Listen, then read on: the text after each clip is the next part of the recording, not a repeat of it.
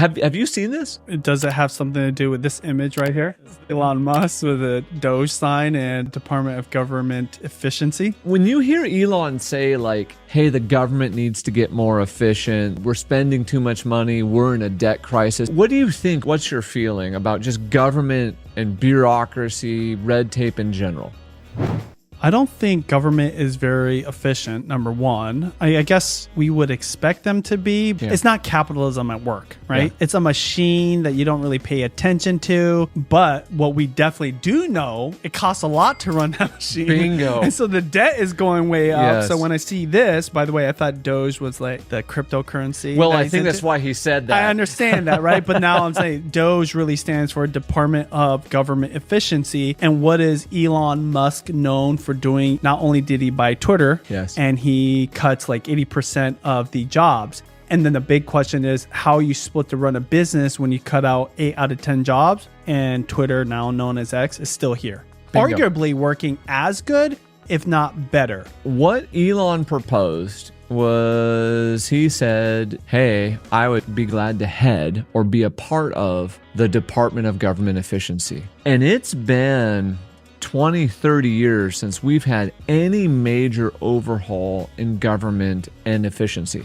Now, I want to make one thing really clear. I believe we need government. I believe government helps us to have a stable society. So this is not some anarchy idea, let's get rid of government. However, with government, there's no bonus for doing things more efficient. There's no incentive to improve. There's actually incentive in the opposite direction to just spend. And then by its very nature, government just grows out of control. So what Elon is saying here is, how much of the government do we need to just go through, double check what it's doing, remove some of the parts that aren't working, automate some of these parts, and add in AI. So for example, we do new construction and land development. When you turn in an application, a human reviews it, and a human gives their opinion on something they may or may not know anything about and says, correct these items. Then you go through 2 to 5 revisions. One of the development projects we've been working on in Snohomish County here, it's about 30 minutes north of Seattle.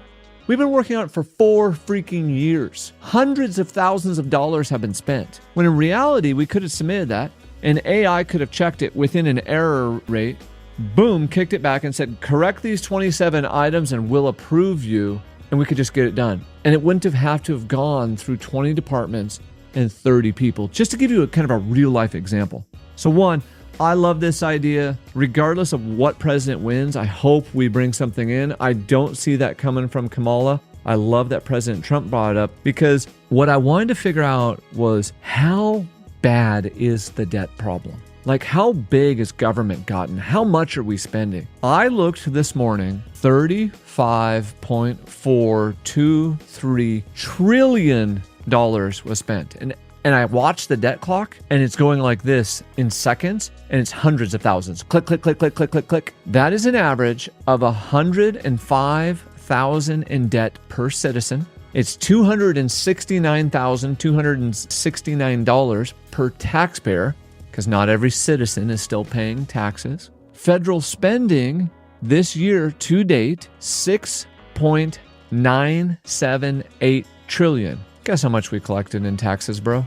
A lot. A lot, but do you think we collected the same amount? No, we're definitely going into more debt, which is like the worst. Where like an individual, if they told you something similar, but in terms of individual numbers, we'd be like, you need to get like a bookkeeper to look over your stuff, maybe like cut up a couple credit cards. You would be taking away the credit cards from your drunken friend because they're buying drinks for everyone. Because I want that friend. Well, we're buying drinks for the world.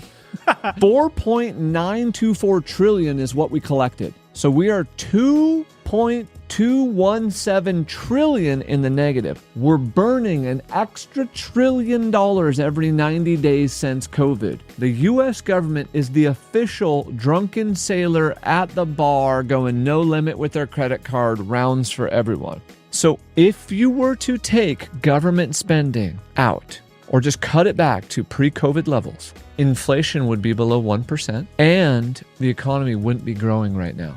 So when the White House gives out a press release, and this is what kind of pissed me off, and said everything is fine, incomes are growing, the economy is growing, it's only growing for the wealthy, and it's only growing because of government spending, and we're spending on our credit card for our kids, our grandkids, our great-great-grandkids right now. And so we need this Department of Government Efficiency to step in and try to figure out, like, how can we limit this? Like, where is these expenditures going?